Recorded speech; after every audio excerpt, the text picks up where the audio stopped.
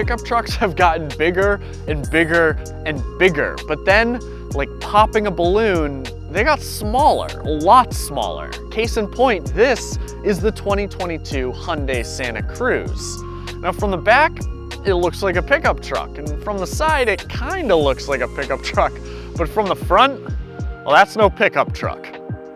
We got a good look in and around one of these back in June, but today we have one that we can actually drive, and that means it's time for a full review.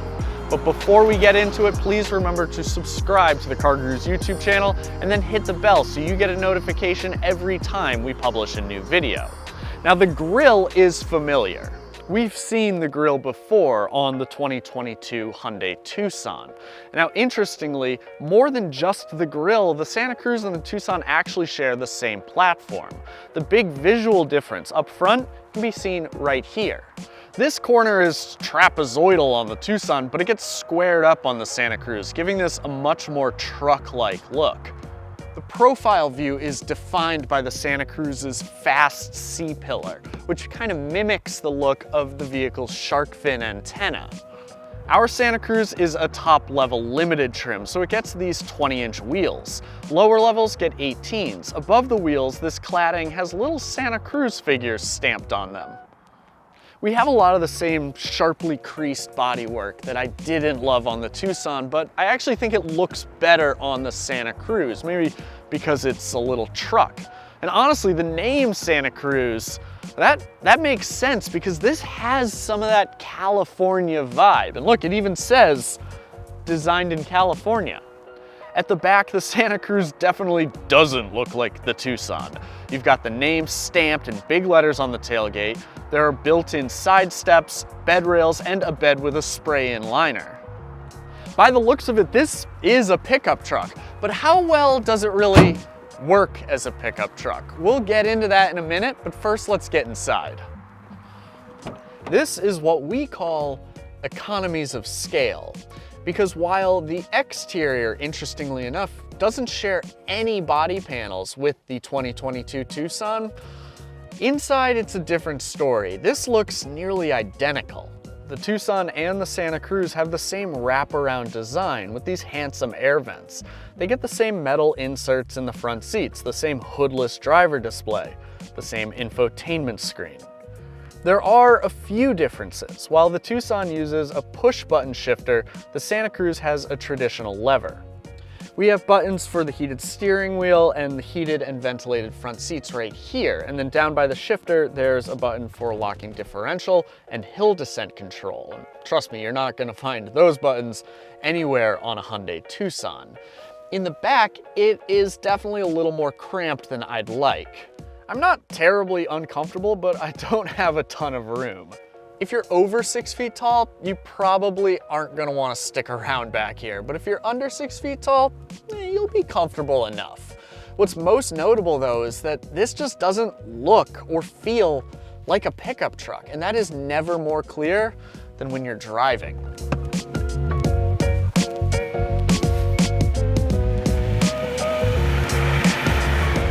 Smartly, Hyundai doesn't actually call the Santa Cruz a pickup truck. They call it a sport adventure vehicle, or an SAV. And compared to a pickup truck, I mean, it's fun. It drives so much more similarly to a crossover than an actual truck. There's very little body roll, and the suspension isn't nearly as bouncy as a mid-size pickup like the Ford Ranger, or the Toyota Tacoma, or the Nissan Frontier. Our truck, or our SAV, has Hyundai's 2.5-liter turbocharged 4-cylinder, and it is legitimately quick. 281 horsepower, 311 pound-feet of torque, managed by an 8-speed dual-clutch automatic transmission. It delivers quick pickup. That amount of power in a vehicle this size is great. The Santa Cruz has no problems on the highway. Our car has an 8-speed DCT, and it stumbled a couple times this week, but not enough to really criticize it. Overall, it works smoothly and shifts quickly. Lesser trim or lower trim Santa Cruz models, they get a naturally aspirated 2.5-liter 4-cylinder and a traditional 8-speed automatic. You'd expect that a vehicle the size of the Santa Cruz would get pretty good fuel economy, but honestly, it's not stellar with either powertrain. The EPA estimates our truck at 19 miles per gallon city, 27 highway, 22 combined, and the non-turbo will do only a bit better, 21, 27, 23 with all-wheel drive. Those numbers are way better than a mid-size pickup truck, but it would have been nice to have seen 30 miles per gallon, at least on the highway. I do really like the turbo 4-cylinder in this vehicle, but it's expensive, and less expensive Santa Cruz models, well, they make do with 191 horsepower and 181 pound-feet of torque from what's essentially the same engine as what you find in a gas-powered Tucson, albeit with a few more horses. When we reviewed the Tucson Hybrid, I said that I couldn't possibly imagine that power plant being very rewarding.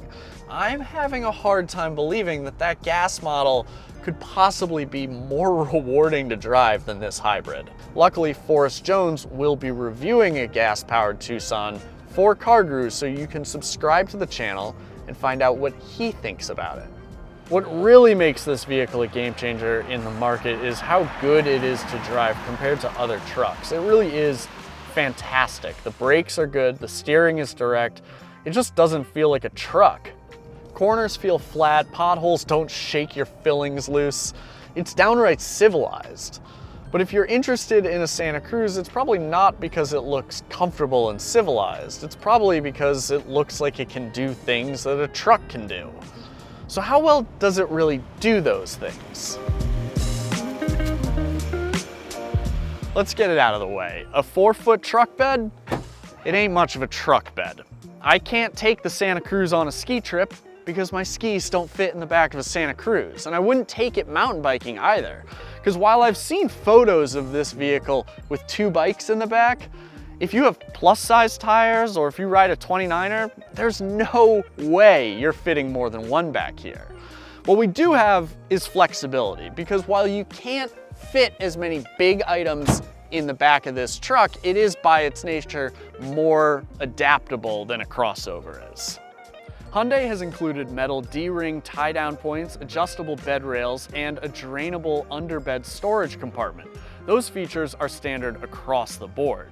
We also have a factory tonneau cover, a 115-volt outlet, and these LED bed lights.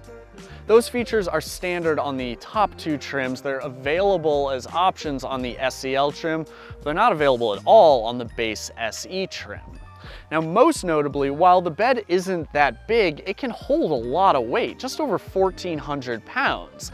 And the Santa Cruz can tow as well. It can tow 3,500 pounds with front-wheel drive, or 5,000 pounds with all-wheel drive and the turbo engine. Looking at tech, well, it's literally identical to the Tucson.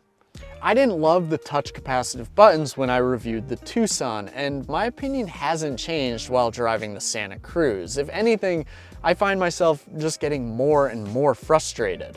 In the same vein, the icons look pretty, but they're so similar looking that they're hard to differentiate, particularly when driving. If anything, the infotainment system is actually a reason to get a lower trim Santa Cruz rather than a higher trim.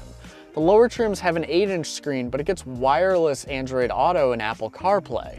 The upper trims get this pretty 10.25-inch display, but if you want to project your phone, you need to use a wire. This requires a fair bit of attention to operate, so it's lucky that Hyundai offers some really good driver assistance systems. In particular, lane follow assist and highway driving assist work really well. And then we have the Santa Cruz price tag. This one comes in at $41,140, and that's including a $1,225 destination fee. And frankly, that's a lot for this vehicle, and you can get the price to go even higher. Now, yes, you can buy a Santa Cruz for just over $25,000, including the destination fee, but that buys you a front-wheel drive base trim, and a lot of what I like here demands that you pay for at least an SEL Premium. Now, you might have realized that there's one competitor I haven't mentioned yet. 6 months ago, this truck at this price, well, it looked pretty good. But then Ford had to come along and spoil the show with the Maverick and its $20,000 starting price. The Santa Cruz had effectively created a new vehicle segment, and for 2 months, not even really, Hyundai owned that segment. But then the Maverick came along, and while this might be the new kid on the block, that truck looks like it's the newer kid on the block. We need to get these cars side by side so we can really see which one is the better buy.